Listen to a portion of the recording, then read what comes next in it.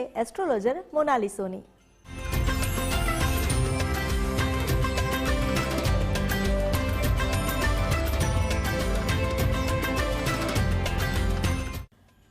નમસ્કાર, હું મોનાલી સોની તપોભૂમિ ગુજરાતમાં આપ સૌનું સ્વાગત કરું છું. જાણીશું આજના દિન વિશેષ પંચાંગ વિશે. આજની તારીખ છે 2 મે 2025. આજનો શુભ દિવસ છે શુક્રવારનો દિવસ. આજની શુભ તિથિ છે વૈશાખ સુદ પાંચમ, નક્ષત્ર આદ્રા નક્ષત્ર, યોગ ધૃતિ, કર્ણ બાલવ. આજની ચંદ્ર રાશિ મિથુન છે, એટલે કે આજે જે પણ બાળકોનો જન્મ થશે તેમને નામાંક્ષર ક, છ, ગ ઉપરથી નામ આપવામાં આવશે. અભિજીત મુહૂર્તનો સમય રહેશે બપોરે 12:10 થી શરૂ થઈને બપોરે 1:02 સુધી અભિજીત મુહૂર્તનો સમય રહેશે. રાહુ કાલનો સમય સવારે 10:59 થી શરૂ થઈને બપોરે 12:36 રાહુ કાલનો સમય રહેશે. આજનો શુભ દિવસ શુક્રવારનો દિવસ છે અને આજનો દિવસ માતા લક્ષ્મીજીને અર્પણ છે. આજના દિવસે માતા લક્ષ્મીજીને તમારે 11 ગોમતી ચક્રને હળદરનું તિલક કરીને માતાની સમક્ષ મૂકવાના છે. ધૂપ અગરબત્તીથી માતાની આરતી કરવાની છે. ત્યારબાદ આ 11 જે ગોમતી ચક્ર છે તેને તમારે એક લાલ કલરના કપડામાં બાંધીને તિજોરીમાં મૂકી દેવાના છે. આવું કરવાથી તમારા ઘરમાં ધન, ધાન્ય અને સંપત્તિ હંમેશા સદા ભરેલી રહેશે. નમસ્કાર.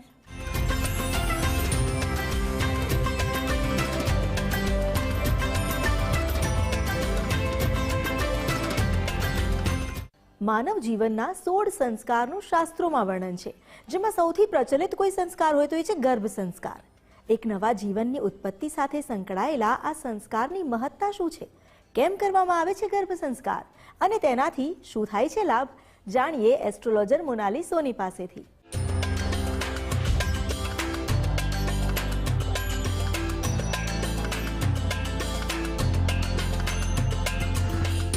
નમસ્કાર, હું મોનાલી સોની આધ્યાત્મિક મહાશક્તિમાં આપ સૌનું સ્વાગત કરું છું. આજનો જે વિષય છે તે દરેક સ્ત્રીના જીવનનો ખૂબ જ મહત્વપૂર્ણ વિષય છે અને સાથે સાથે તે ખૂબ જ દિલની નજીકનો વિષય છે. તે છે આજે ગર્ભ સંસ્કાર. ગર્ભ સંસ્કારની વાત જ્યારે આવે છે ત્યારે તે શબ્દ એમાં જ ખૂબ જ લાગણી, પવિત્રતા અને પ્રેમ રહેલો છે. આપણા શાસ્ત્રોમાં જે સંસ્કારો વર્ણવાયા છે તે 16 સંસ્કારોમાં ગર્ભ સંસ્કારનું મહત્વ આપવામાં આવ્યું છે. કારણ કે એક સ્ત્રી જ્યારે પોતાના બાળકને જન્મ આપે છે એટલે કે આ સંસારમાં તે એક નવા જીવને પોતાના થકી લાવવા જઈ રહી છે, ત્યારે તે ગર્ભ સંસ્કાર જો તે બાળકને આપવામાં આવે તો તે બાળક ખૂબ જ તેજસ્વીવાન, પ્રગતિશીલ, તેને ભગવાનના વિશેષ આશીર્વાદ મળે છે. ઉત્તમ સંતાન પ્રાપ્ત થાય તે દરેક માતા પિતાની ઈચ્છા હોય છે અને આ ઉત્તમ સંતાનમાં સારા ગુણો ઉદ્ભવે, તેનામાં સારા સંસ્કારનું સિંચન થાય, તે ખૂબ જ તેજસ્વીવાન બને, દરેક વસ્તુ કરવામાં તે ખૂબ જ સારી રીતે માહિર બને. તે દરેક કળા, દરેક સંસ્કાર આ ગર્ભ સંસ્કારના સમયમાં આપવામાં આવતા હોય છે.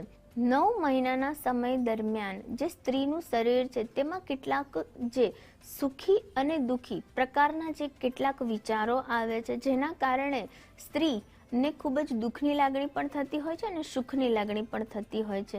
ત્યારે તેના ગર્ભમાં ઉછરેલા બાળક ઉપર પણ અસર થતી હોય છે.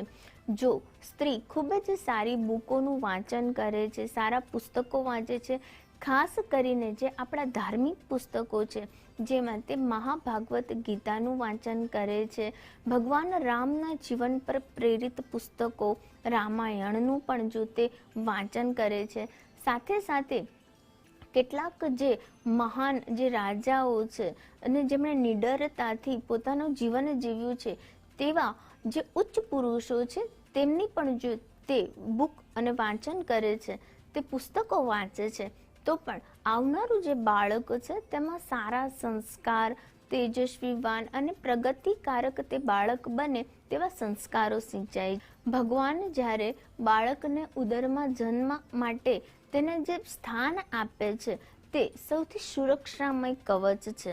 બાળક માટે આ જે સમય છે તે તેના જીવનને, પૂરા જીવનને નિર્ધારિત કરે છે. માટે દરેક માતા પિતાએ એક ઉત્તમ સંતાન પ્રાપ્ત થાય તે માટે ગર્ભ સંસ્કાર કરવા જોઈએ. આગળ વાત કરીએ તો બાળકને સારા વિકાસ માટે સ્ત્રીએ ગણેશજીની પૂજા અર્ચના પણ કરવી જોઈએ. સાથે સાથે ગણેશજીનો અથર્વ શીર્ષનો પાઠ પણ કરવો જોઈએ.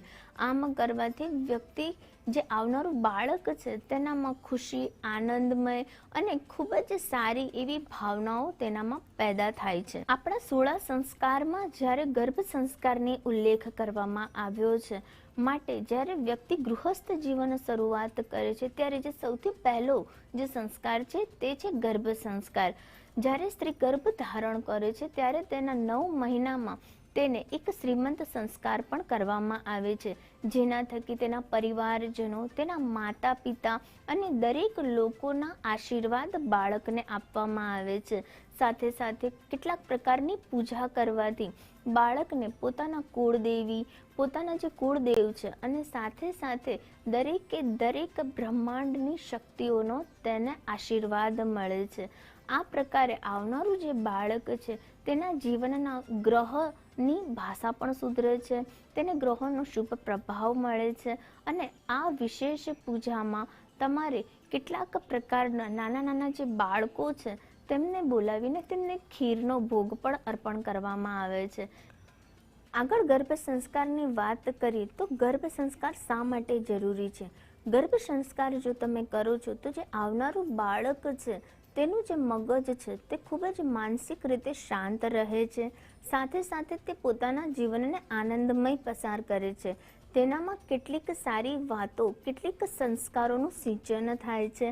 ખૂબ જ સારી રીતે તે માતા પિતાની વાતોને માને છે અને માતા પિતાની રક્ષા કરવામાં પણ તે સક્ષમ બને છે.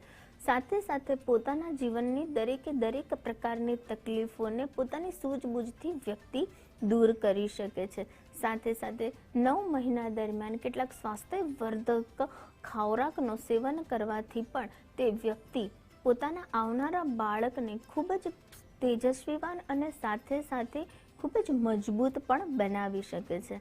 આ સાથે જો હું આગળ વાત કરું ગર્ભ સંસ્કારમાં, તો ગર્ભવતી માતાએ પોતાના જે રૂમ છે તેમાં બાળકૃષ્ણનું ખૂબ જ ખિલખિલાટ ભર્યો સુંદર સ્વરૂપવાળું એક ફોટો પણ તેણે પોતાના રૂમમાં રાખવો જોઈએ.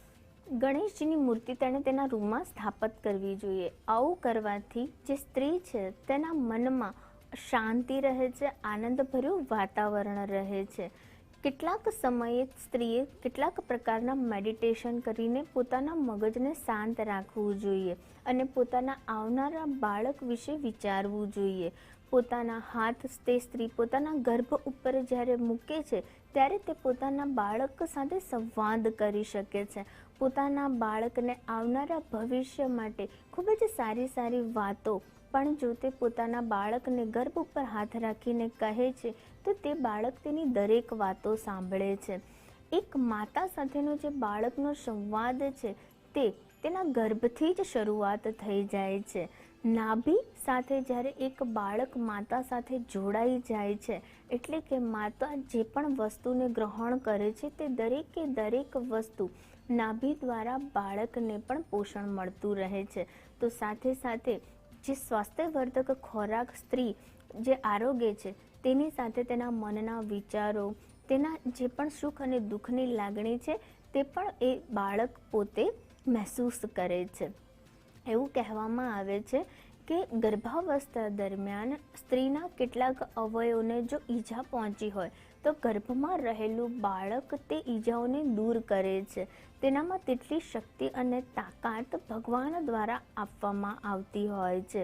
જ્યારે ભક્ત પ્રહલાદની વાત કરીએ તો તેમના પિતા જે હિરણ્યકશ્યપ છે તે રાક્ષસ હતા, પરંતુ નારદ મુનિ દ્વારા જે હિરણ્યકશ્યપની માતા છે તેમના નામને ભગવાન વિષ્ણુના નામનો મંત્ર જાપ કરવામાં આવ્યો હતો.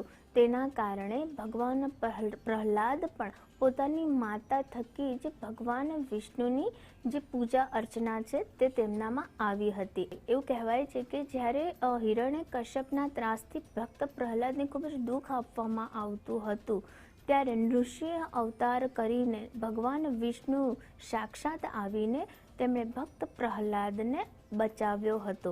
તો માતાના ગર્ભમાં રહીને જે તેમણે વિષ્ણુ ભક્તિ કરી હતી, તેના કારણે ભગવાને તેમને છેક જીવનના દરેક સમયે તેમને બચાવ્યા હતા. આગળ જો વાત કરીએ તો આ જે ગર્ભ સંસ્કાર છે, જે 16 સંસ્કાર છે, તેમાં સ્ત્રી પોતાના પરિવારજનોથી ખૂબ જ પ્રકારનો પ્રેમ, આશીર્વાદ અને ખૂબ જ સંવેદના ભર્યો આ એનો પીરિયડ હોય છે. તો ખૂબ જ નાજુકતાથી તે સમય તે પસાર કરતી હોય છે. ત્યારે તેના મનના જે વિચારો છે તેના અનુરૂપ બાળક જન્મે છે. તેના મનમાં જે પણ પ્રકારની લાગણીઓ થતી હોય છે, તેના જે સપના હોય છે તે પણ તે બાળકમાં આવતા હોય છે. અને આવનારું બાળક ક્યાંક ને ક્યાંક તે બધી વસ્તુઓ 9 મહિનાના જે ગર્ભના દ્વારા જ લઈને બહાર આવે છે અને તે અનુરૂપ જ તેનું જીવન પસાર કરે છે. માટે જે શાસ્ત્રોમાં વર્ણવવામાં આવ્યા છે, જે 16 સંસ્કારનું ખૂબ જ મહત્વ વધી જાય છે.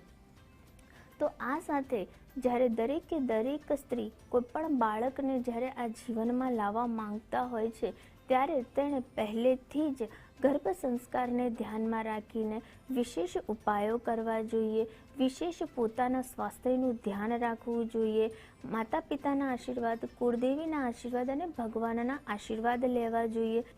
સાથે ગર્ભાવસ્થા દરમિયાન કેટલાક મંત્રોનો જાપ કરવો જોઈએ, તો પણ આવનારા બાળકને ખૂબ જ સારું જીવન પ્રાપ્ત થાય છે. તો આ સાથે ગર્ભ સંસ્કારને લઈને જે પણ મેં વાતો તમને જણાવી છે, ચોક્કસથી તમે તેને અનુસરશો. તે સાથે હું રજા લઉં છું. નમસ્કાર.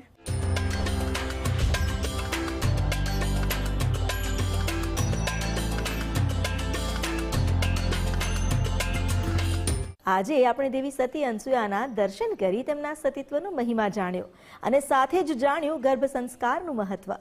ત્રિદેવને પણ બાળક બનાવી દેનારી માં આપણા સૌ પર પણ હેત વરસાવે એ પ્રાર્થના સાથે હવે સમય થયો છે આપને વિદાય લેવાનો. પણ આવતીકાલે ફરી મળીશું અને તપોભૂમિ ગુજરાતની આ યાત્રાને આગળ વધારીશું. ત્યાં સુધી મને રજા આપશો. નમસ્કાર.